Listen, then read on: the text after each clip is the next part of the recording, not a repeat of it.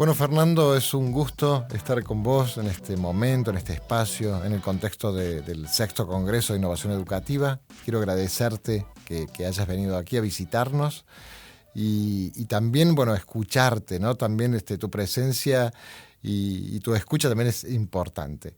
Y en este marco, para nosotros, con toda esta innovación que se está generando y temores, en cierto sentido, con la inteligencia artificial, con las nuevas tecnologías que impactan en la educación, nos gustaría saber tu opinión al respecto de qué va a suceder con el rol docente o cómo tendría que hacer un docente para compatibilizar de alguna forma su tarea, su trabajo con la inteligencia artificial. Bueno, primero encantado de estar aquí. Creo que ha sido una experiencia increíble compartir con esta audiencia. Yo parto por, primero, quitarle un poco del miedo. Creo que hay una mirada optimista y una mirada pesimista de la inteligencia artificial. Y si bien tiene sus riesgos, yo soy principalmente un optimista de que esto va a transformar positivamente la realidad y la capacidad de aprender para millones de estudiantes alrededor del mundo. Entonces, lo primero que le diría yo a los docentes es que no hay por qué tenerle miedo. Hay que utilizarla prácticamente todos los días y hay que tener ciertas consideraciones de lo que esto significa. Primero, que estamos utilizando modelos que han sido entrenados sobre unas bases de datos existentes, bases de datos del pasado y bases de datos que tienen limitaciones, porque no todo existe. Si bien parece que la inteligencia artificial articula de una manera tan impresionante que parecería que tiene las respuestas correctas a todo, lo primero que hay que saber es que son modelos entrenados matemáticamente y alimentados por datos del pasado. Con lo cual, ¿cuál es el rol de los docentes? Convertirse en diseñadores del futuro.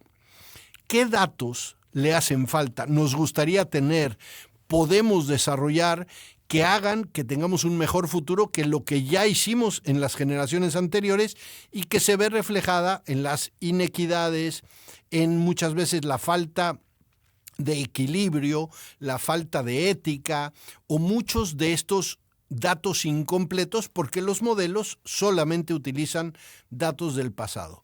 Con lo cual, si tenemos esta conciencia y pensamos que el rol del docente es diseñar un mejor futuro, y yo siempre digo, no hay un futuro, sino futuros, diseñar escenarios, herramientas, diseñar los perfiles de cada persona en su futuro de acuerdo a su potencial, entonces estaremos haciendo un rol docente que es un diseñador de un futuro y entonces empieza a ser una ingeniería reversa que del pasado podemos utilizar como punto de partida y que le complementamos, cómo humanizamos, cómo regulamos esta inteligencia artificial, le damos límites, le damos filtros y creo que ese es un trabajo que no requiere que haya una formación docente para estar listos. Yo rompería con ese principio. Tenemos que experimentar permanentemente, aprender, mejorar, co-crear con los propios estudiantes. Y eso requiere perder el control. Yo siempre digo, queremos ganar agilidad, pero no podemos ganar agilidad sin perder el control. Y entonces cada docente tiene que atreverse, tiene que ser capaz de perder el control, pero no perder el control a un grado de riesgo, perder el control a un grado de agilidad. Lo cierro con este ejemplo. Tú tienes un niño, una niña a los 4 o 5 años, es 100% ágil, pero también 100% descontrolada. Puede correr riesgos, se puede caer, Bueno, tendríamos que tener la agilidad de un adolescente maduro que es muy ágil, pero ya no comete el tipo de errores que nos ponen en riesgo. Ahí tendríamos que ir como docentes. Y en relación a esto que estás diciendo de lo ágil, ¿pensás que la educación tal como la conocemos hoy debería cambiar en relación a los tiempos? Porque una de las ventajas de alguna forma que aparece con las tecnologías, la inteligencia artificial y demás, es la celeridad, ¿no?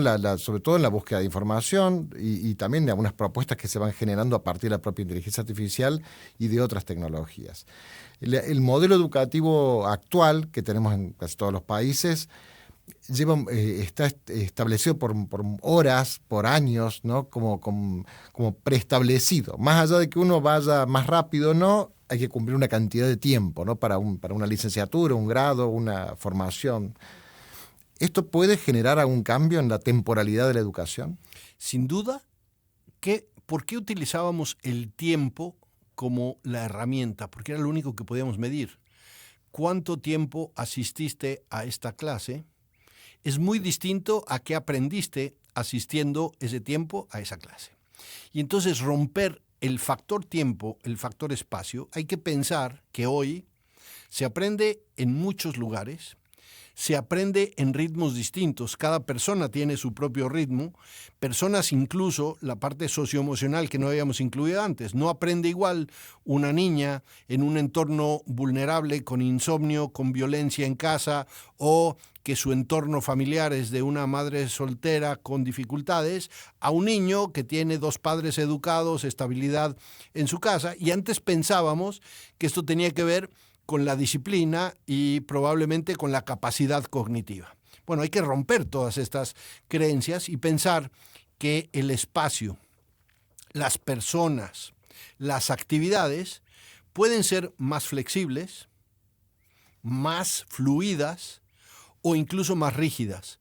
Pero entonces, en este principio de que el docente es un diseñador, una diseñadora de experiencias, ¿qué parte de la actividad es flexible? ¿Para qué tipo de personas la flexibilidad les funciona más?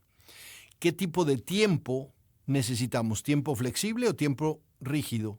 ¿Tiempo fluido o tiempo estructurado? Y entonces empezamos a romper estos principios pensando que todos aprendemos en el mismo espacio, al mismo tiempo, al mismo ritmo. Y nos vamos a dar cuenta de que las intervenciones docentes son para acompañar y potenciar la capacidad de aprendizaje de ciertas niñas, ciertos niños en ciertos contextos. Y entonces tenemos que ser mucho más certeros en cuándo intervenir, con quién, con qué intensidad. Eso no lo podíamos hacer antes. ¿Por qué? Porque teníamos una enorme demanda que era recorrer el currículum en ese tiempo, llegar a todos al examen, y pensábamos que llegar al examen nos decía si habíamos recorrido bien el tiempo y si los estudiantes pasaban o no el examen. Y teníamos la única capacidad de respuesta era cuántos están por arriba del promedio en el examen, cuántos están por debajo del promedio en el examen, y era demasiado tarde recuperar porque teníamos contenido adicional que había que consumir para el siguiente mes, y hoy todo eso lo podemos hacer en fracciones. ¿Qué hicimos la hora 1? Que podemos mejorar en la hora 2 o en el día 1 que podemos mejorar. Lo mejor de la tecnología en educación es justamente que nos da datos para mejorar, que antes esos datos eran la intuición de un docente. Y te doy un ejemplo porque yo he aprendido mucho de otras industrias y creo que esa es una mirada que tendríamos que hacer en la educación. Los videojuegos, por ejemplo, tienen 2 o 3 principios que yo aprendí entrevistando más de 30 empresas de videojuegos, cómo diseñan sus experiencias, su pedagogía, por llamarle de alguna manera. Y voy a resaltar 2 o 3 que me volaron la cabeza. Uno se llama el ciclo de enganche y se basa en 3 principios. Cuando alguien está diseñando un videojuego, y los he visto a estos chicos diseñando experiencias, y digo, yo me imagino así a los docentes. Diseñan 3 cosas. ¿Qué emoción tenemos que generar? Con esa emoción, ¿qué acciones vamos a disparar? ¿Qué decisiones? Y 3, ¿qué retroalimentación va a recibir el jugador cuando con esa emoción hace esa acción? Eso le llaman el ciclo del enganche.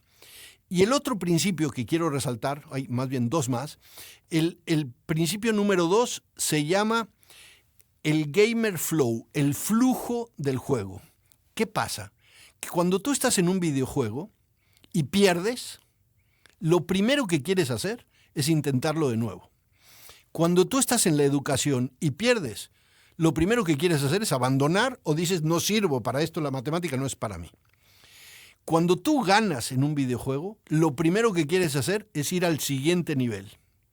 Y entonces dices, ¿cómo hace este chico que ya vi que está 10 niveles arriba de mí, yo voy por el siguiente. Nunca sientes que ya lo sabes todo. Cuando tú ganas en la educación, te va bien en la materia, va bien en el examen, dices, listo, la libré, paso a lo que sigue. Y el último principio de esta pedagogía que yo traería a la educación y a la práctica docente es que por más que tú ya ganaste un nivel, si vienes a jugar al día siguiente, algo te va a pasar en el juego que te cambió el contexto. No puedes usar la misma fórmula, el mismo recorrido para volver a ganar y para superar el nivel. O sea, que ya hayas llegado al nivel 5 no significa que la siguiente vez que lo intentes, en ese nivel 5 vas a encontrar un escollo que no había salido antes y que te puede traer de regreso al nivel 4. Esos principios en la educación obligan a que permanentemente tengamos que buscar habilidades que no tenemos, que tienen otros, y que tengamos que enfrentar dificultades que son nuevas, que están cambiando. Y eso se parece mucho más al mundo real que lo que hacíamos antes en la teoría, que era, vayan a la página 42, lean este caso, resuélvanlo. Una vez que lo resuelvan, tienen un examen, y una vez que pasen el examen, lo olvidan por el resto de su vida, porque vamos a la siguiente página para el siguiente examen. Qué interesante. Y son estos ámbitos, ¿no?, que a veces no hemos logrado diálogos, como decíamos, ¿no? Por ejemplo, la neurociencia con la tecnología, la educación con los juegos, que al contrario, uno siempre pensaba, deja de jugar, ¿no?, o deja de tener ese tipo de pérdida de tiempo, de lógica, porque tienes que dedicarte al estudio. Y ciertamente, claro, la motivación estaba pensada en el ámbito del juego y no en el ámbito del estudio, tal como decías. Y por último, quería preguntarte, que es una pregunta que también, ¿no?, del mismo modo que si uno piensa en los docentes, piensa en las instituciones educativas. ¿Cuál es el futuro de una institución educativa si no cumple con esto? Porque esto que planteas es ciertamente necesario, atractivo, posible, pero no deja de ser muy complejo, porque casi habla de una personalización, de esto que decías, de los muchos futuros.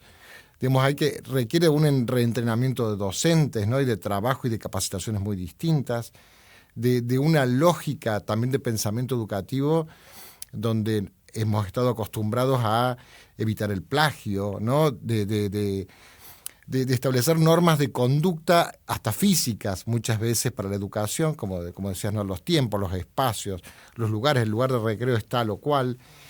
Hay mucha normativa alrededor de restricción más que de liberación, ¿no?